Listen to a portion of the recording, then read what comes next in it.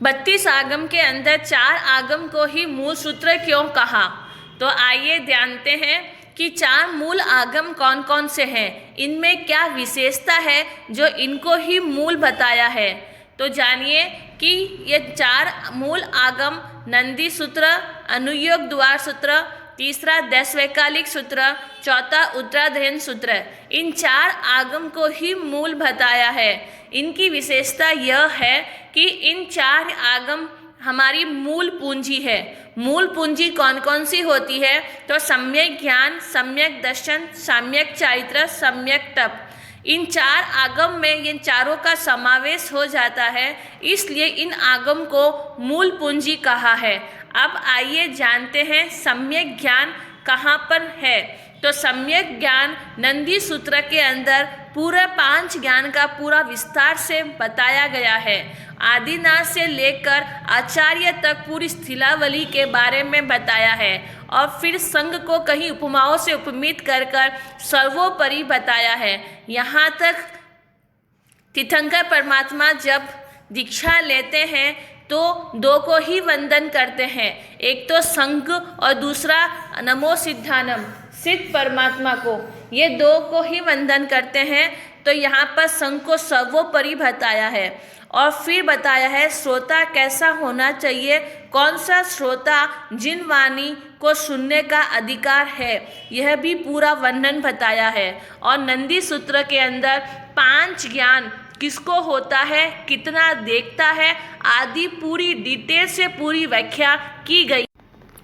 इस तरह नंदी सूत्र के अंदर सम्यक ज्ञान की जानकारी पूरी तरह से हमें प्राप्त हो जाती है।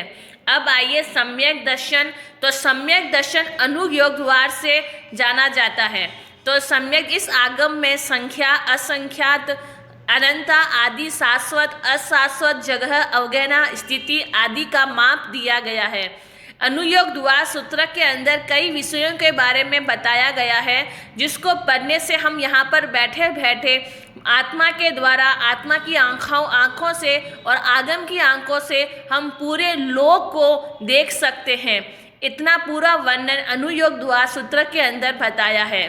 तो इस तरह से सम्यक ज्ञान नंदी सूत्र, सम्यक दर्शन अनुयोग द्वार से प्राप्त होता है। अब आइए सम्यक चारित्र। सम्यक चारित्र दशवैकालिक सूत्र के अंदर है। आचार्य श्री संभव जी ने अपने पुत्र मनक मुनि जी का अल्पायुष जानकर कम समय में साधु की सारी चर्या को समझाने के लिए इस आगम की रचना की है। इसमें साधु साध्वी को किस तरह का चारित्र पालन करना चाहिए, साधु जीवन, साध्वी जीवन की पूरी चर्या का विस्तार से वर्णन दिया गया है। तो दशवैकालिक सूत्र में पूरा चारित्र का वर्णन है, यानी आचार और किस तरह से आचरण करना चाहिए, पूरा वर्णन दशवैकालिक सूत्र में बताया गया है। अब आइए जानते हैं सम्यक तप। सम्यक तप में आता है उत्तराध्ययन सूत्र। अब उत्तराध्ययन सूत्र जो है वो भगवान की अंतिम देशना है।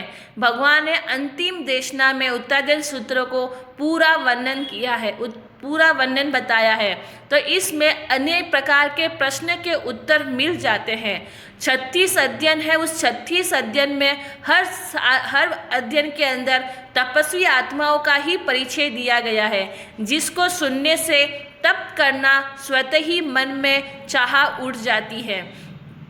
तो इसमें चारों अनुयोग का भी समावेश हो जाता है। एक उत्तराध्ययन सूत्र ऐसा है जिसके अंदर धव्यानुयोग, कथानुयोग, धर्मानुयोग और चैतानुयोग, ये चारों अनुयोग इसके अंदर मिल जाते हैं। और उत्तराध्ययन सूत्र, उत्तर मतलब है उत्तम, श्रेष्ठ। हमारे जीवन के 2 हिस्से हैं, एक पूर्वार्ध जो 50 साल युवा अवस्था के हैं, एक उत्तरार्ध जो 50 साल के बाद की अवस्था को उत्तरार्ध कहते हैं।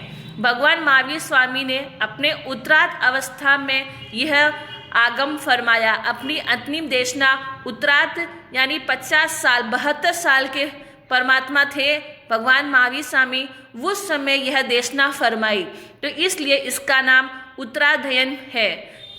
उत्तराध्ययन सूत्र जो है वैदिक धर्म में जो स्थान गीता जी का है, वही स्थान हमारे यहाँ उत्तरायण सूत्र का है।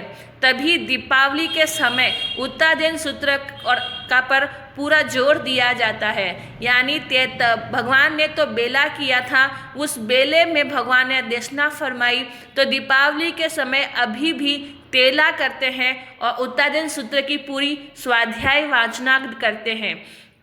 तो उत्तरायण सूत्र के अंदर सम्यक तप का पूरा वर्णन बताया है। उत्तरायण सूत्र के अंदर 36 अध्ययन है, 2000 गाथा है। 2000 गाथा की स्वाध्याय करने से एक उपवास जितना फल प्राप्त होता है।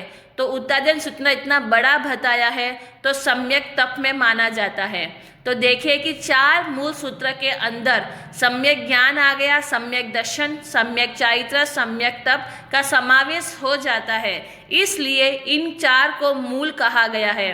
वापस आपको रिपीट करते हैं। सम्यक ज्ञान में नंदी सूत्र, सम्यक दर्शन में अनुयोग द्वार, सम्यक चारित्र में दशवैकालिक सूत्र, सम्यक तप में उत्तरायण सूत्र।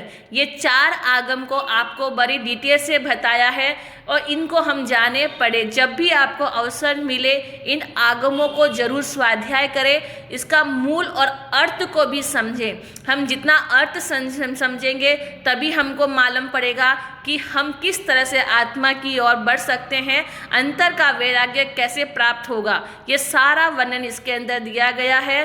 तो इसी तरह से आपको पसंद आए तो लाइक सब्सक्राइब कर जरूर करें और ज़्यादा से ज़्यादा वीडियो को फॉरवर्ड करें ताकि आगम और जैन धर्म की जानकारी सबको प्राप्त हो। जय जिनेंद्र।